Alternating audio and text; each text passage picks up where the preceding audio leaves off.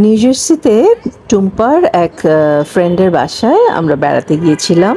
তার নাম হচ্ছে হেলেন এবং তার বাসায় গিয়ে আমরা ভীষণ এনজয় করেছি। মিস করে গেছি, অন্ধকার ছিল বলে। আমরা আজকে হেলেনার বাসায় এসেছি, টুম্পার অনেক দিনের ফ্রেন্ড, এবং তার বাসায় এসে আমরা অনেক রকম আইটেম দিয়ে খেয়েছি। সে টেবিল ভরে ফেলেছে রান্না করে এবং সেগুলো সব আমরা কাজ করেছি। আমি সব আমরা সবাই খেয়েছি এবং সবাই খুব মজা করে খেয়েছি। এবং এই যে হেলেনের শাশুড়ি, হ্যাঁ, আন্টি এই যে আন্টি। বিশ্বাস না হলে আপনারাই দেখুন, 10 রকমের আইটেম ছিল খাওয়ার এবং আমি সবগুলো টেস্ট করেছি।